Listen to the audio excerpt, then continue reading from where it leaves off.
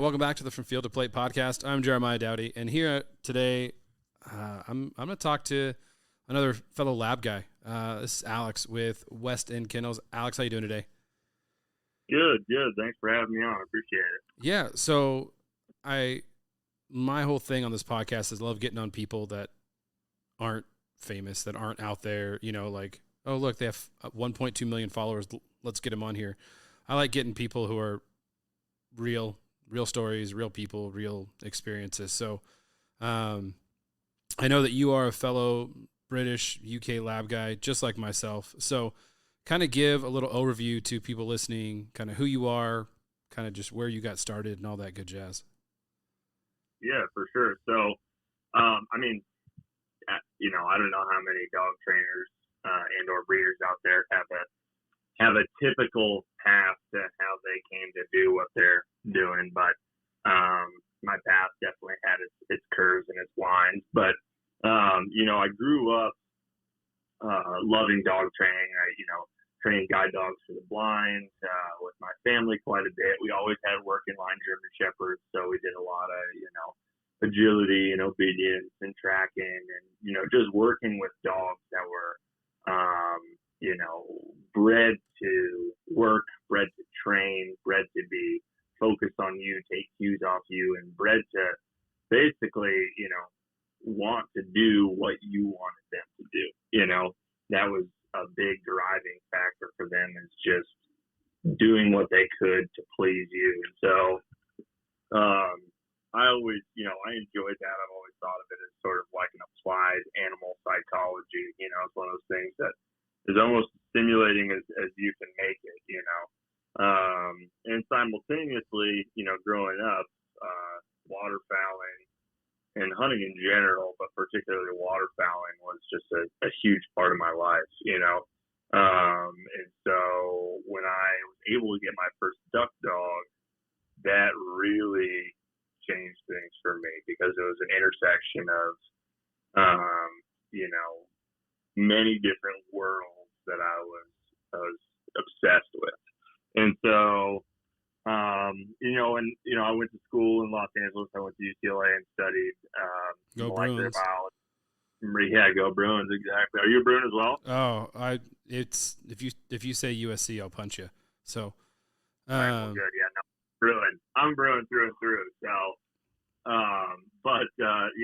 I studied molecular biology and marine biology, and so genetics have always been kind of like a focal point for me. And so, all these things kind of strung together between the applied animal psychology, the training of it.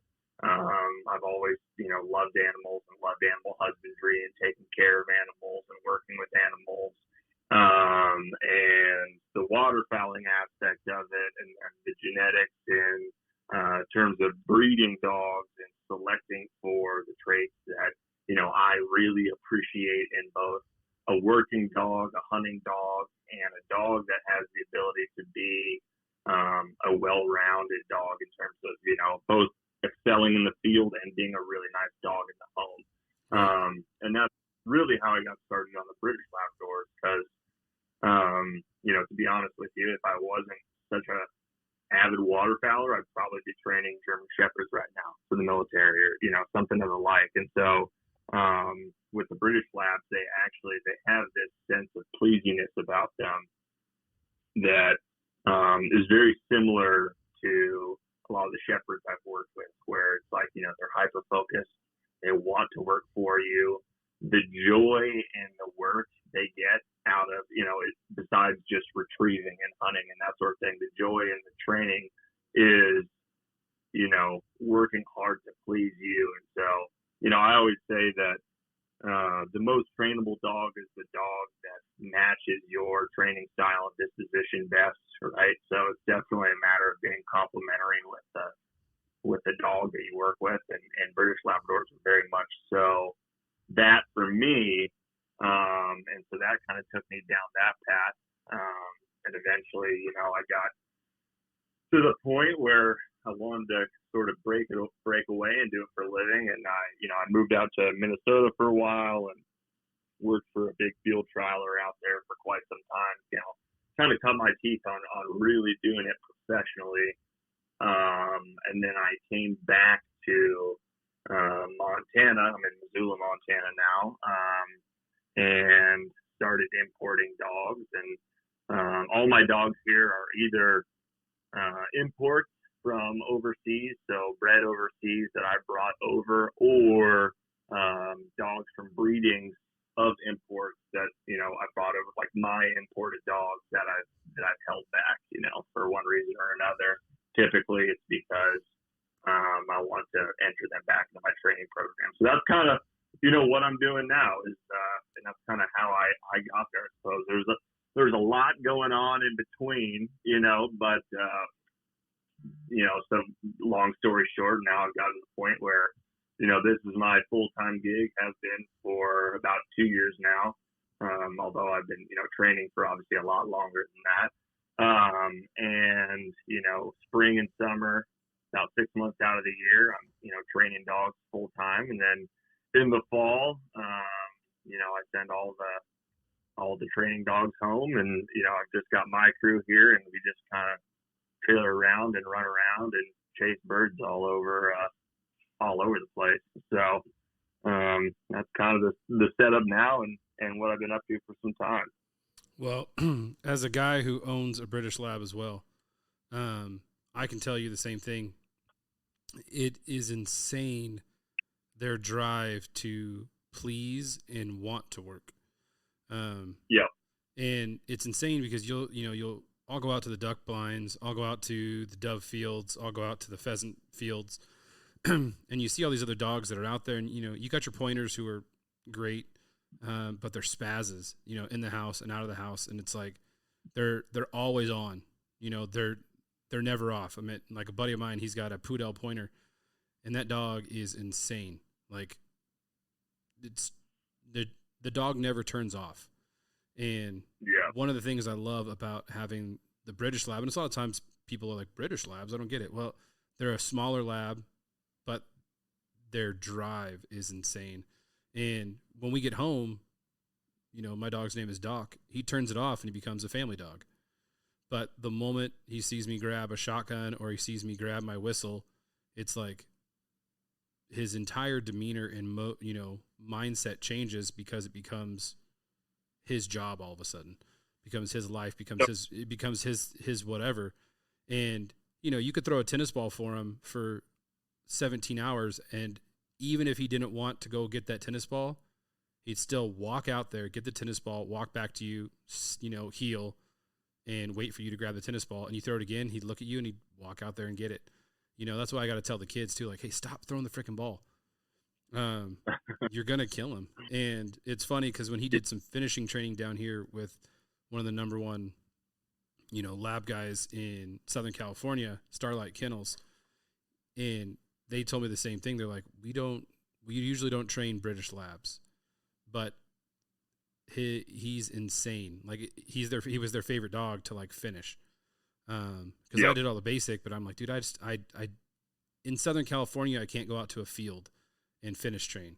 They own all this property out there. So it's like, hey, come for the last month and finish this dog, and they still to this day are like, hey, can Doc come out and do this class? Or, hey, we're having kids come out. Can you bring your dog out? Hey, can you have, they have their own breeding program. And they're still calling out my little red lab to come out and freaking chase birds. But it's just absolutely insane. And so I think you hit right on the money because I've got guys who are like, oh, Brittany's are the best. I'm like, Brittany's are great, but it's still Brittany, and to be able to have go for it. The thing is, too, sorry, I didn't mean to cut you off there. I was just going to say, like, I don't have, like I said earlier, the best dog you can have is the dog that matches you in terms of what you're looking to do and your training style, this, that, and the other, so I don't have anything against any other breeds, but for what I do, which is waterfowling and pheasant hunting, I haven't, if I felt like the best dog for it was a different dog, I'd 100% be working with those dogs, and I'm not saying that British Labs are the best dog for it, but in my estimation, that's I can't find a dog better for it. And so the other thing too is like, yes, they've got lots of drive, but drive is one of those things that's incredibly easy to breed for. You know, it's one of those things like drive, speed, size, looks. Those things are all abundantly apparent to anybody that's Right. looking at the dog. It's not one of those things that you really have to be an animal person, a dog person, to really understand what's going on with that dog and see what's going on, what the traits really are, what that dog is to the core, to understand whether or not you want to kind of breed that into your lines. You know, so there's no shortage of driven dogs out there.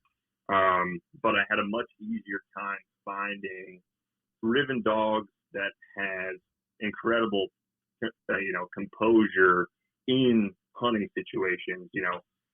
Hundreds of birds just, fluttering in their face, lots of birds dropping, calling, shooting, lots happening, and dogs just being very composed, sitting there, quiet, no like shivering, shaking, tapping, no whining, that sort of thing.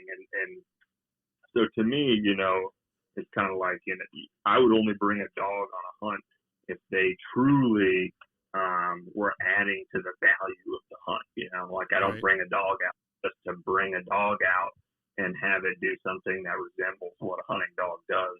I want it to be an asset out there. And so, and to me, that means, both doing the work efficiently, properly, and in a crisp manner, and also not taken away from the experience of the hunt by having, a poor, like a tendency for poor blind manners, and don't get me wrong, there is no shortage of wonderful American Labradors out there. I just had a harder time finding the dog that I liked consistently with American lines over British lines.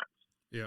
No, I'm the same way. Like I said, I hunt with a lot of lab guys, and they'll always say the same thing. Like, well, why does your dog follow you around at your heel? I'm like, that's who he is. It's like I didn't train him to be codependent. He just wants to be a part of it, if that makes sense. And for sure, some of these other labs that these guys have, they're training them just to go retrieve a bird. They're not training them to be their hunting partner. And it's, to me, my dog's as important as the shotgun. And some of these guys get out there and they just want to have the dog go out and get the duck, but then they're sitting there feeding the dog, pepperoni, and the dog's running around in the duck blind. People are shooting, and then the guy's yelling and whistling because the dog didn't watch the bird drop, and he's trying to do hand signals. And I look at him, I said, yeah, but your dog's just out here. My dog, I think he wants to hunt more than I want to hunt sometimes. Yeah. For sure. I mean, like I said, I was going on a turkey hunt, and I grabbed my shotgun, and he literally sat by the door, and just sat there. And I was doing other things, wasn't even thinking about it. And my wife's like, your dog is sitting by the door for the past hour. And I'm like, what? And he's just staring he's just staring at the door. He's like, let's go. And I feel horrible when I'm like, dude, I'm going turkey hunting. You're not going. And then my wife's like, oh, for 2 days he didn't eat, and he just laid in his, he laid in his kennel, all depressed. And then I come home and he's like, looking at me like, really? But seriously, Dad. Yeah. He's like, I would have been quiet. Yeah, which he would have. He would have sat there, not moved an ounce until he would have went and retrieved a turkey when I shot it. And it's just it's fun. Dogs that will go, and I'm sure there are guys with American dogs too. And I don't want to. I'm not here to bash American dogs. And I just want to make that clear because I agree. A lot of it is just training, and like I said, the best dog is the dog that's right for you. And I've got I've trained a lot of American dogs. A handful of them I've really liked. I've hunted over some good American dogs. I've got really good friends that work exclusively with American dogs, and oftentimes I like their dogs, and so, but like I said, British dogs, for me, it was a no-brainer which route I personally was going to go. And a lot of those little things that you're talking about, a lot of that's, sort of training and their upbringing and that sort of thing too. But yeah, I mean, I do know a lot of guys, particularly with British dogs that, will hunt turkeys with their dogs. They'll hunt big game with their dogs. Their dogs aren't actively hunting when that's the case. They're just kind of, it's just like it's just a buddy. He's just a, there for the ride. When you say down, he lays down. When he's always quiet. He's just kind of watching, hanging out. And you got a dog with you, and it's it's nice for folks. You always like to be outside with your dog. Yeah. But anyway, so yeah, it's they love the work. I like to think that I'm a fanatical hunter and waterfowler, but there's no two ways about the fact that the dogs they love it more. I mean, they live for it, man. Yeah. Well, let's talk a little bit about waterfowl, because that is my passion as well. You and I are both in the same flyway. I think you've got that Yep. tip of the Pacific Flyway, and you've got kind of the central, but I'm in the Pacific Flyway. Yep. And so it's always fun to watch my Montana friends, because I know the birds that are coming down to me. And it's crazy when you think about waterfowling. And I remember the first time I went out, and I'm from Southern California. So I mean, you went to school out here. The hunting industry is not like it is in the rest of the country. People are wearing camouflage because that's what the rapper wore. They're not wearing it because that's what their passion is, right? And if you look at the hills and all that stuff, we do have mule deer, but it's very far and few between. It's very hard to get a mature buck. They don't give out doe tags unless there's a couple in archery season. So if you want to be a hunter in Southern California, your primary chase is upland and waterfowl. And so for me growing up, that's what hunting was. If it flies, it dies, And I remember always watching guys hunt with dogs and just so jealous of just watching these dogs work. And so I remember when I got my dog 4 years ago, I think it made waterfowling even better. Because like you said, you have your best friend sitting in the blind with you. And you're not killing yourself walking out in these marshes that are waist high, in 30-degree weather. When it's raining out, you're like, all right, bud, you got a fur coat on, get out there. But like coming to waterfowling, like what besides the dogs, what intrigues you, what drives you when it comes to like upland and waterfowl? Yeah, no, it's a good question, man, because it definitely didn't start with the dogs. The dogs added to it immensely, but that's actually not how it started for me. Growing up, I've never really met a type of bear chase hunting that doesn't get me excited. At this point, it's just I have to prioritize because things are overlapping, and you gotta pick and choose sometimes. And so growing up, I remember before I turned 12, this is classic, like little kid hunting, just like I wanted to shoot like the biggest thing I could. I wanted to hunt the biggest quarry I could, which at the time was turkeys. Right.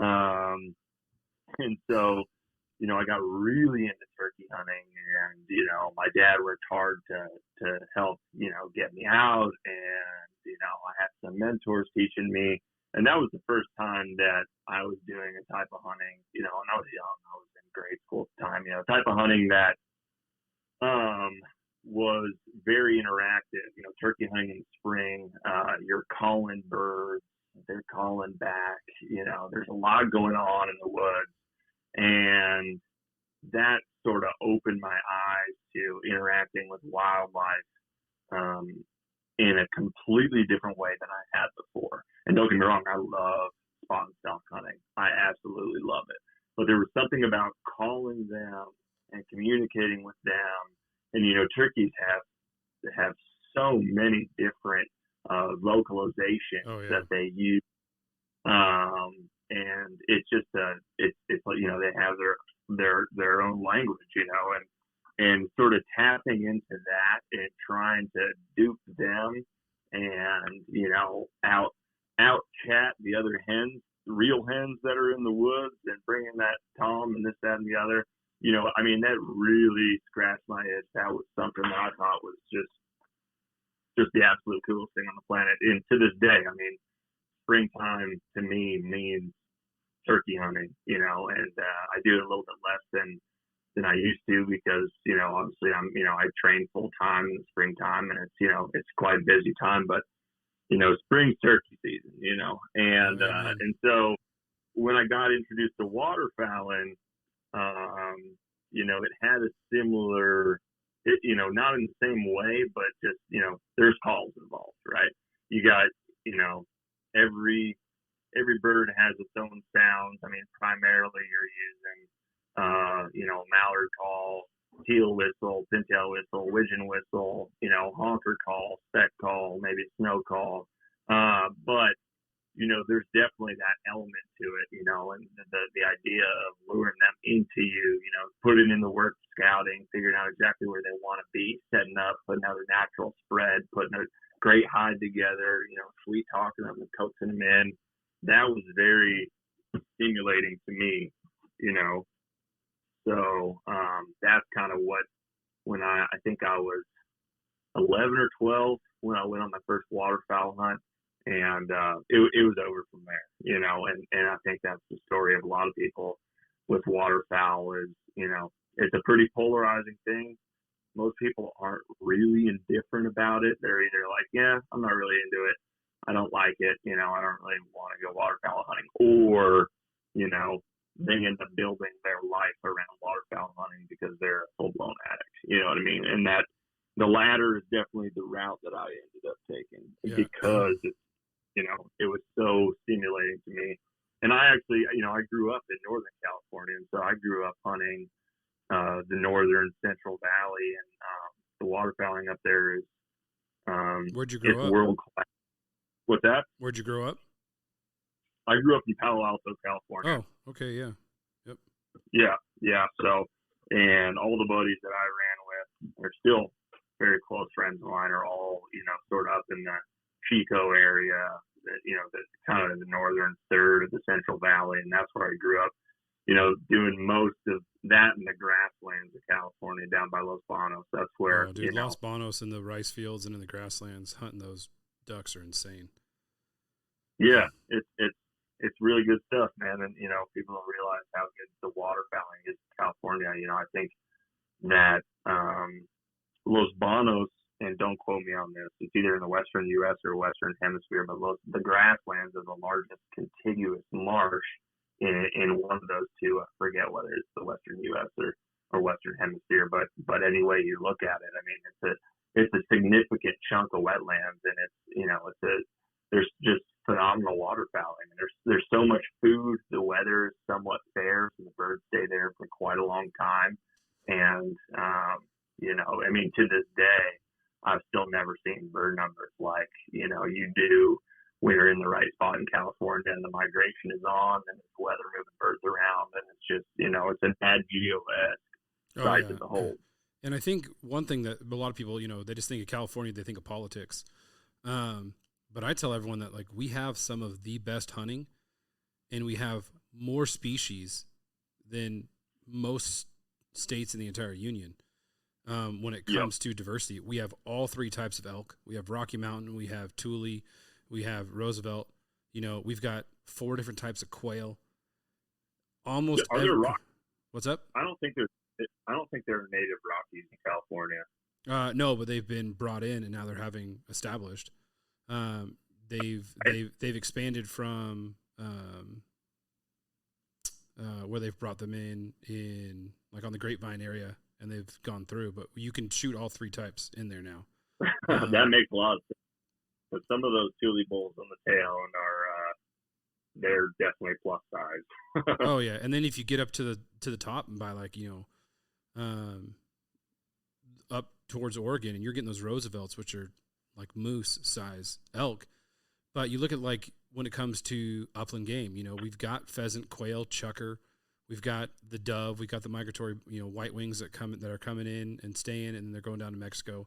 But when you look at the actual Pacific Flyway, we're getting so many different types of birds. We're not getting like the whistling ducks, which you're getting on like the East Coast. We're not getting some of those scooters and stuff that are coming in, but you can go and you can hunt and and shoot 7 different species in a morning, easy. And it's insane because a lot of the birds will end up staying here because of the weather. They won't even migrate down to Mexico. And so we'll have hunting all the way to the end of season. You know, the numbers yesterday at San Jacinto and Worcester were insane numbers. I mean, and it's almost the end of the season, and guys are still out there, you know, filling it. Now we're not getting as many mallards as they're getting, you know, but we're getting the widgeons, the gadwalls, the teals, the cinnamon, the green wing.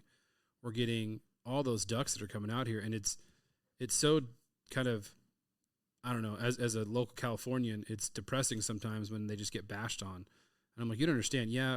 Our state sucks. It's ran by idiots, but it's probably one of the best states if you want diversity of land, hunting, fishing. Our fishing is phenomenal. Sorry, just to interject real quick here, I fact checked myself, and Rocky Mountain elk are actually historically native to northeastern California, and you're right, they were reintroduced into the Southern California Tehachapi Mountains in 1966. So I just wanted to.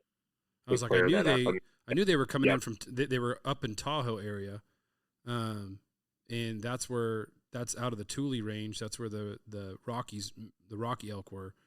And then if you'd go more northern towards the coast, that's where you would find the Roosevelt coming in along the coastline up in the redwoods and across the top of the state. But it's just. But go for it. Back to your point. No, I was just gonna. I couldn't agree with you more about California. I mean, politically, it's a very complex place. There's a ton of people there. I mean, you're looking at one of the biggest agricultural economies in the world, and the backbone of agriculture is not people living in cities, right? And so you have a big constituency of salt of the earth people living in California, but you have these dense populations in Sonoma, San Francisco, Los Angeles, a lot of Southern California in general, that are voting in ways that are different than that kind of oppose the way that by by area in the state, the rest of the state would and does vote, and so you actually have you have the legislation being led by the populous masses that are completely, sort of out of touch with the rest of the state. And that's what gets so complicated in California, and you see that in some other states as well, but if you were to take California and say, all of a sudden, this is 500 years ago, California, right? You're looking at one of the most geographically diverse states and just regions in the country. I mean, you've got the mountains, you've got the ocean, you've got the Central Valley with one of the most expansive marshes in the world. The deserts. You got the Mojave Desert. There's so much going on there, and there is so much wildlife and so much game. I mean, it really is in a lot of ways a sportsman's paradise, considering you're hunting and fishing year round there. It's just that it is politically, socially quite complicated. There's a ton of people. There's a ton of private land, and the culture around private land there is. I mean, people don't go door knocking in California. You just don't, because the general vibe is that this is my land, like this is mine. You know what I mean? Yeah. Like, and the problem we have too as hunters is they look at us from what they hear on TV, where we're all just like bloodless killers. I remember you talk about no one going door knocking. Down here in Southern California, Julian area, which is part of the Padres Mountains, it goes all the way down to Mexico, from San Diego mountains. Actually, it's all the way, starts like in like Irvine, and it goes all the way down to almost Mexico. And it divides our coast from our desert, which it's such a diverse forest that meets desert. So you've got big old pines with your cactus, and it's a gorgeous area, big giant Mexico mule deer come over in there. We've got turkeys and you name it in this area. But I remember we were driving. I was looking for a place to turkey hunt, and I was young, 19, 20. And I knock on some lady's door. This is, no one told me, hey, you don't knock on people's door. I was just like, oh, I'm going to ask this lady. She's got like 500 turkeys in her front yard, right? So I knock on it, and this lady's like, how dare you? They're like our pets. They're like this. They're like this. We feed them. We do this. We do that. I'm like, oh, okay. I just want that one tom that's out in the middle of the field. I don't want all 500 of them. And so she was yelling and screaming. So I was like, well, let me leave my phone number with you because, just in case. And she's like, all pissed off, right? Well, like, that was before season. Well, season comes along. This lady has a brand new silver Mercedes. What happens to that brand new silver Mercedes when big old Scratching Tom sees himself in the reflection and he walks over and starts beating the crap out of her brand new Mercedes? Well, guess who got a phone call?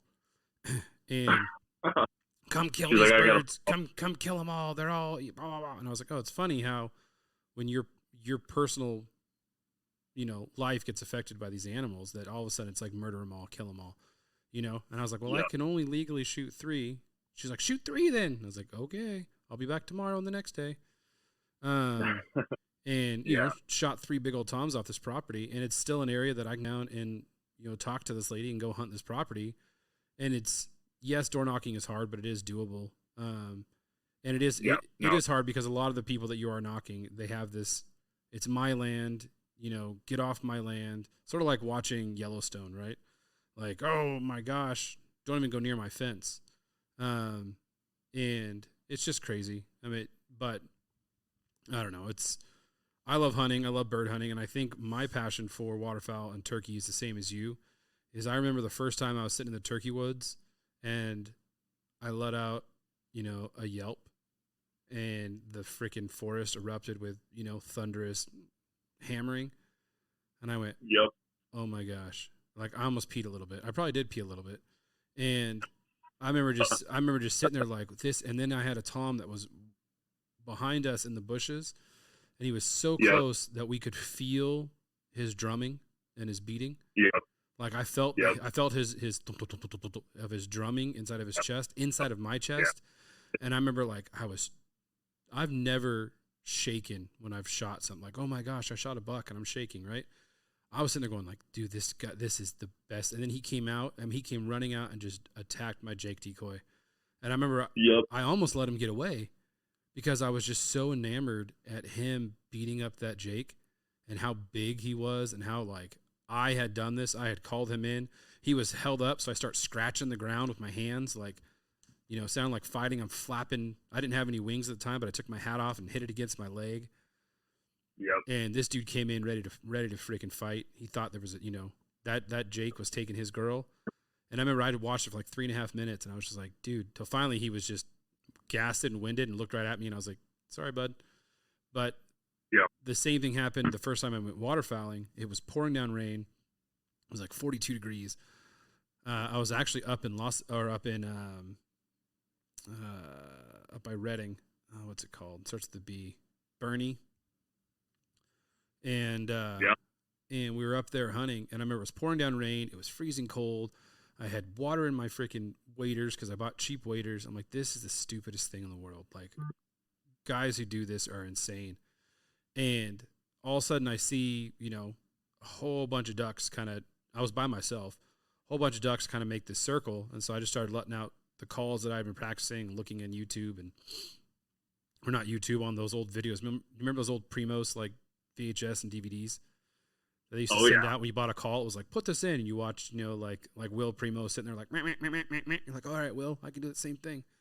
And I remember I did it, and all those ducks that were up there just kitched, came down, put breasts up, and I remember it was just like, I did that, like I turned them, and then I called in my first goose from that same field. There was geese way up high, and all of a sudden like 3 geese dropped down from the, to come in, and it was just one of those deals where I was like, this is addicting. Like don't get me wrong, I love deer hunting. I love spot and stock. I love walking around, but there's something about elk, turkey, and waterfowl where you are communicating and you are trying to outsmart your dinner and you are trying to prove that you can do this. Like deer hunting, most of the time you're like, oh crap, there's a deer, right?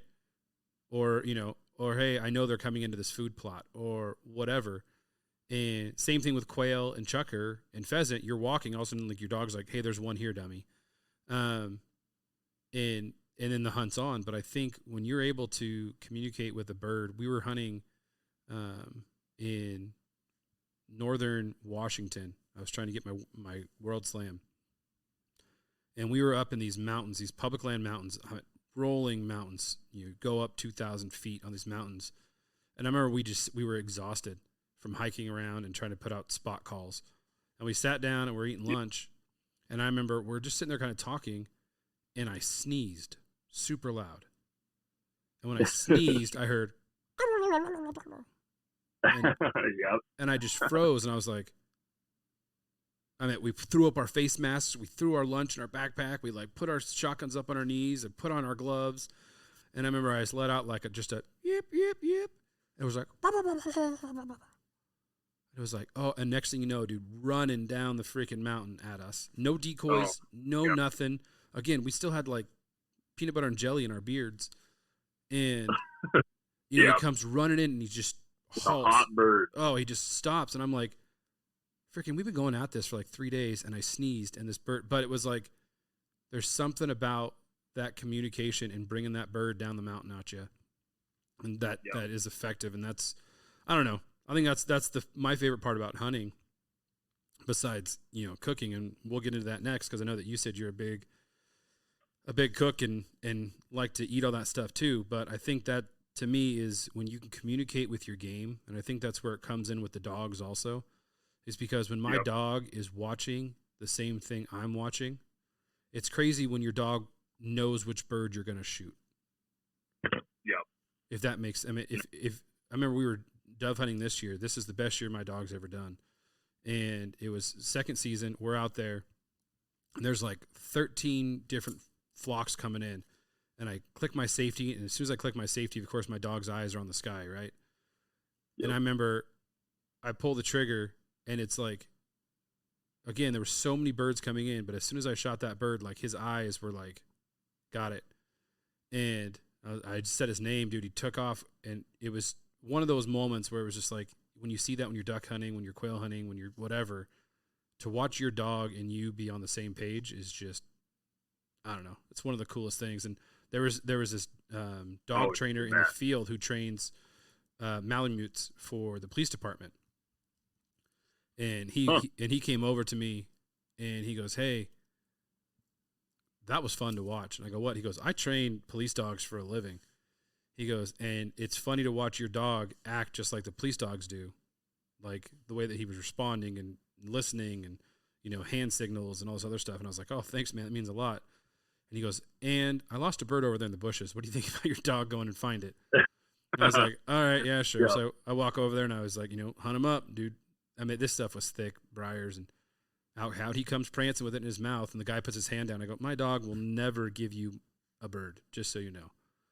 Like, he's like, what? I go, so he comes and sits next to me, and I put my hand out. And I go, all right, And the guy starts laughing. He goes, oh, I'm so sorry. I was like, no, I'm just letting you know, like, you can put your hand out. My dog's going to look at you like you're an idiot. I'm not going to get in trouble, Yeah. Well, the other thing, too, is, like, they're training, when you're working retrieves and stuff like that, the retrieve ends at the point they started from, you know what I mean? So the retrieve coming back to their handler. So it's not even the, distinction that, like, oh, I can only give this bird to one person, because if somebody else is running the dog and they do it enough, like, that dog's going to come right back to the other person, you know. But, it's just that, a well-trained dog is going to deliver the dog to its handler, period. That's what the retrieve, it's not pulling the dog out of the water or a deep spot. It's not getting it closer to you. It's bringing that bird and hitting your palm with it. You know what I mean? Yeah. And it's just, I don't know. It's cool too. Cause this year, my oldest daughter, she shot her first dove, and it was fun too, because, I stood back like 5 feet, and she also helps train the dog. So I'm like, hey, he's yours today.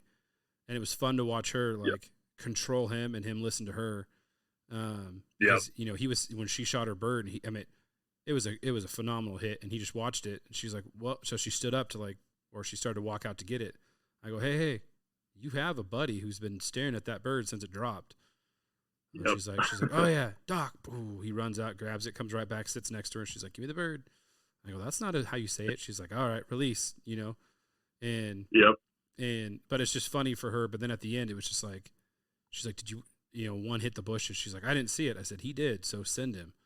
And so it's fun when your kids actually start to see and develop it. It's not just the dog at home that they throw a tennis ball to, but it's like, it's actually a tool in our hunting bag, which I think is dope. Yeah, no, definitely. It's a great thing to do with family and the kids, and it's pretty special to watch.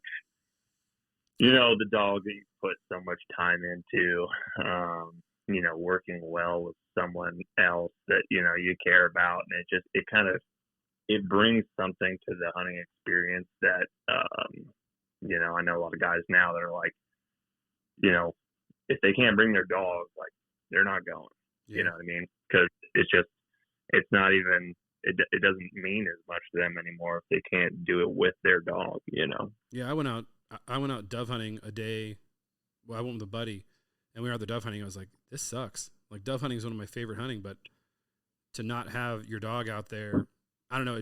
I agree with you. It was one of those deals where I had to walk out, get my own birds. I was like, there was just something about having that partnership where you knew what each other was doing, and, sending, so you were still having the eyes in the sky, and he comes right back next to you. And I think the excitement when he comes back with a bird in his mouth is the same excitement I was when I shot the bird.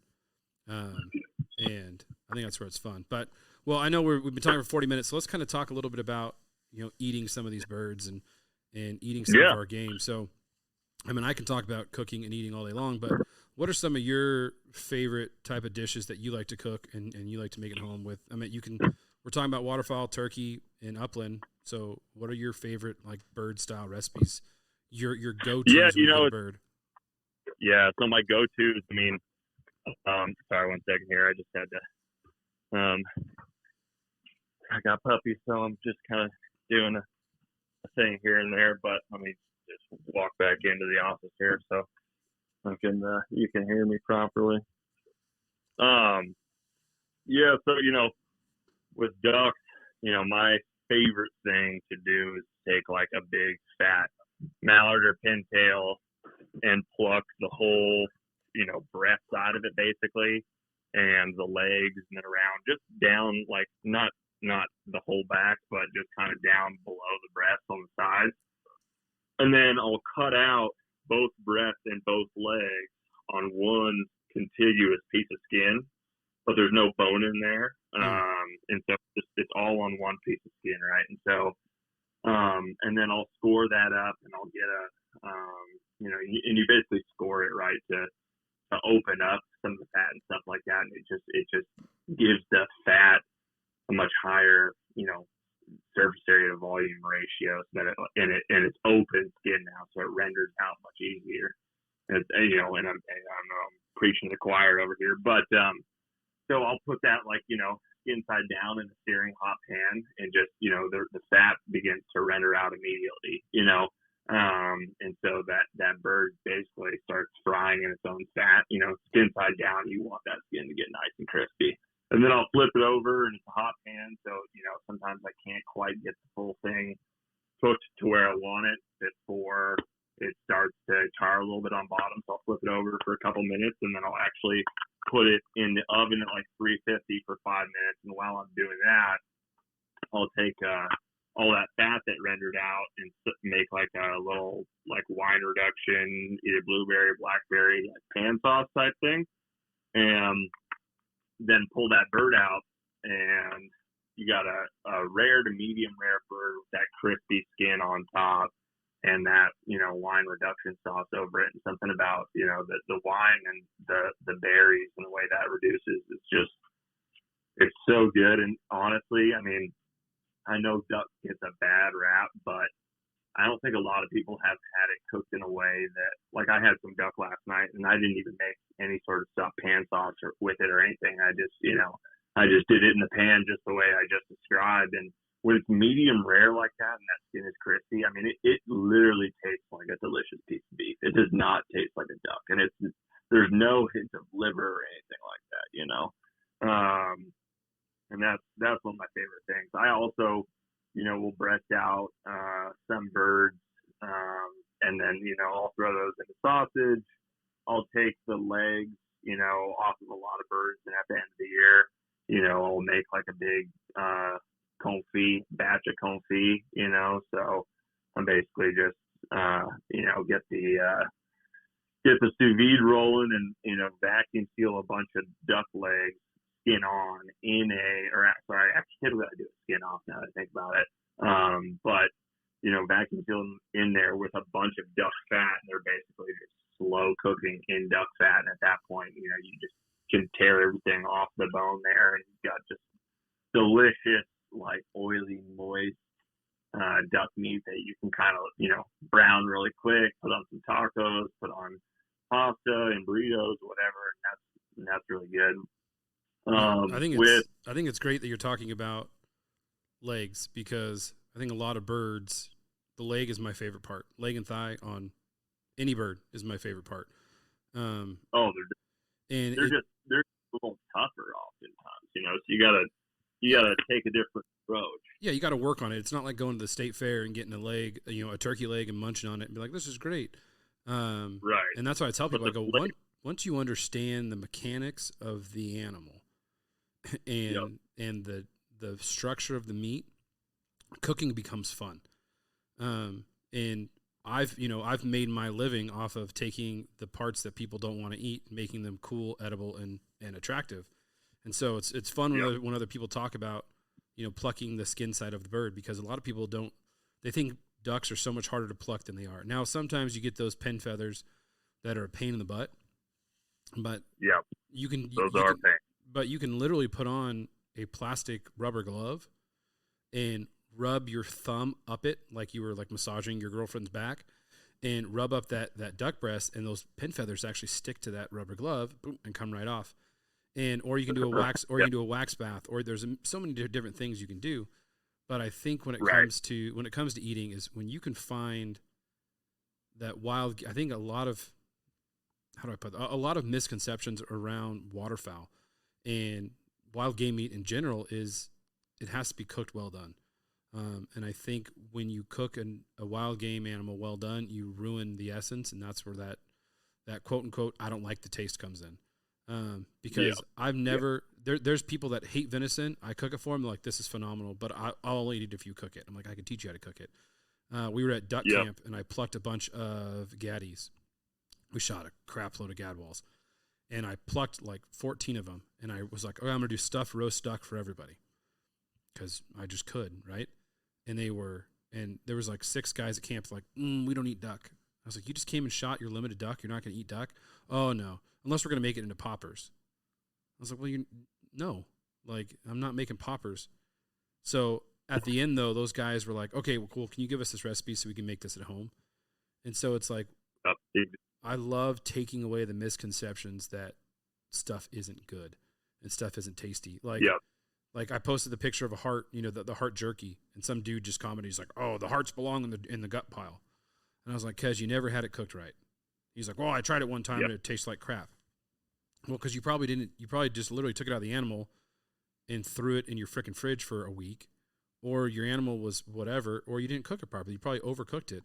Like, I've cooked, I slow smoked an elk heart and sliced it, and I put it next to. I saw that.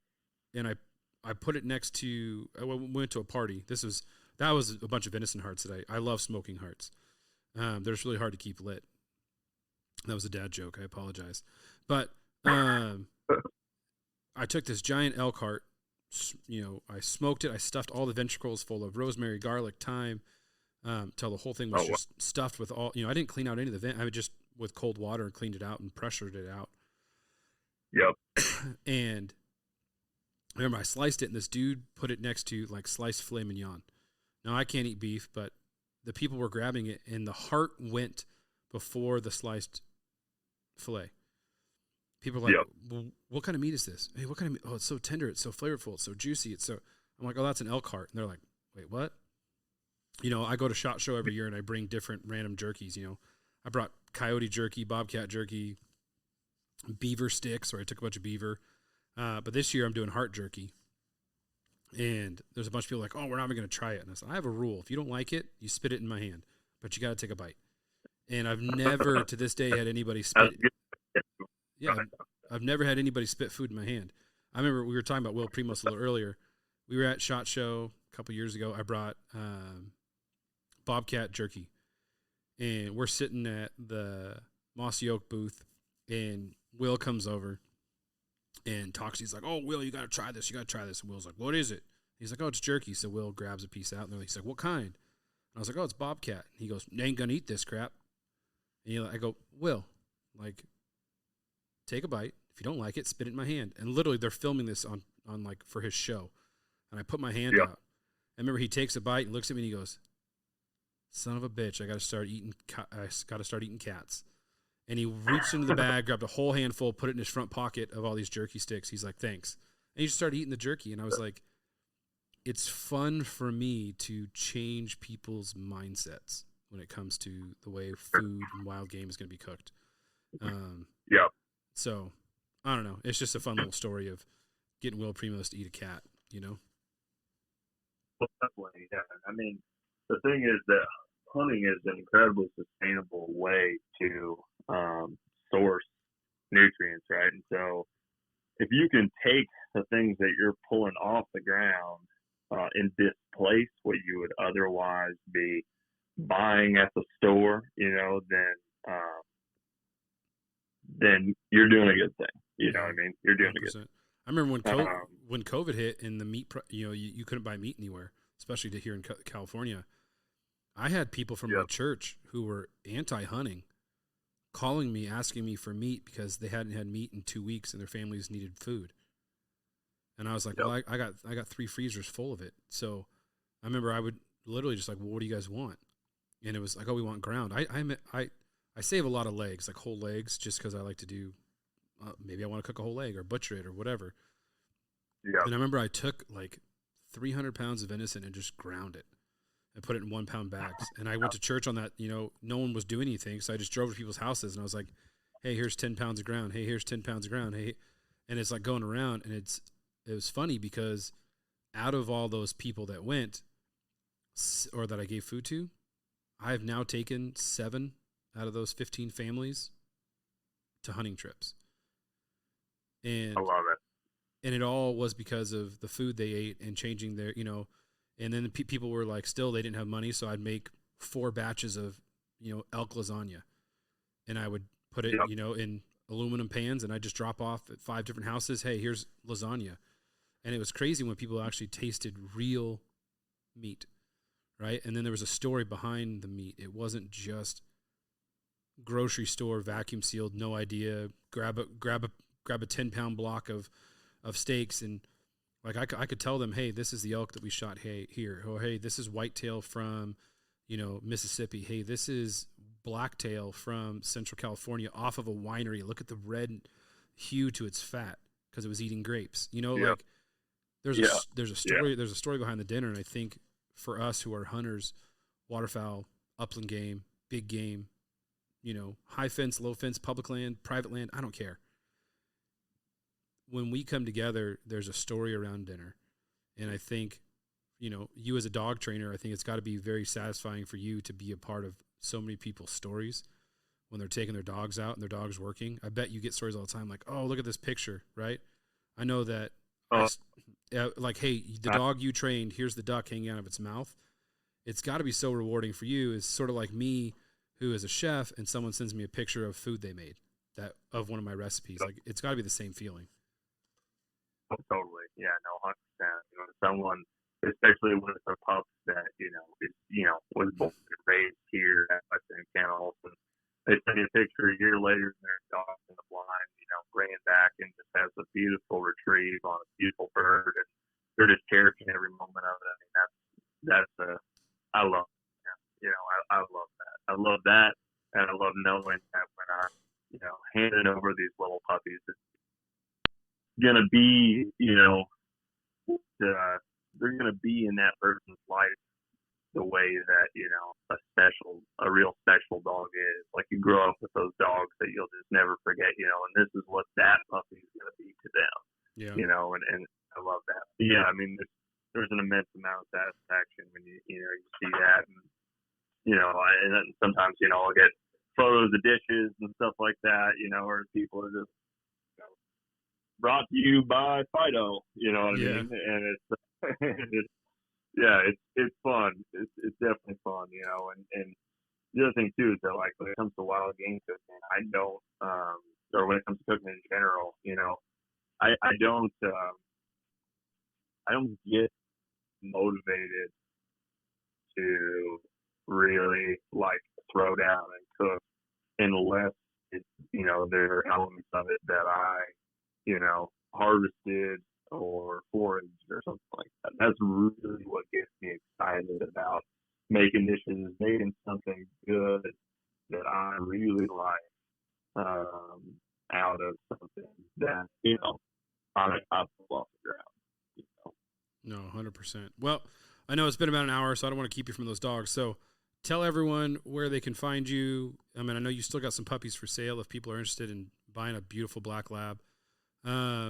So kind of give all your information so people can have that, and then I'll put that in the show notes too, where people can find how to, your website and your Instagram and social, all that good jazz. Yeah, for sure. So the website is westendkennels.com. Instagram is just Westend_Kennels. You can reach out to me through either of those. There's contact information on the website there. We're based out of Missoula, Montana. Most people that, the pups that are going home are really from all over the U.S. Most people are flying in, driving in, some local folks as well. I do have a litter on the ground right now. A couple pups available. They're absolutely phenomenally bred pups that I'm really excited about. And, yeah, feel free to reach out whenever. I'm always up for talking dogs, talking hunting, talking shop. So, yeah.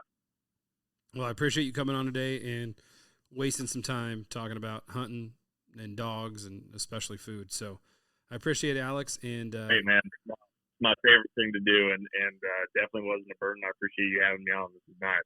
Yeah, no problem. So again, go on and check out his socials. Go on and check out the website, westendkennels.com. And you can see some beautiful, there's some gorgeous red labs on there, which I'm a little biased to. So, but anyway, thank you again for coming on, and stay tuned for SHOT Show, which is coming up next week. We're going to post a bunch of what's new at SHOT Show stuff, so make sure you follow along on that journey on all the social media platforms at From Field to Plate. And you have anything else, Alex, before we get out of here? Oh, just have a good rest of your season if you're still having the season, and don't forget to cook up and tag Field to Plate. There you go, because food, if you don't eat, you die. I say it a lot. So get out there, right. shoot a bird, cook it up, tag me, and let's enjoy seeing some food. So until next time, my friends, we'll talk to you later.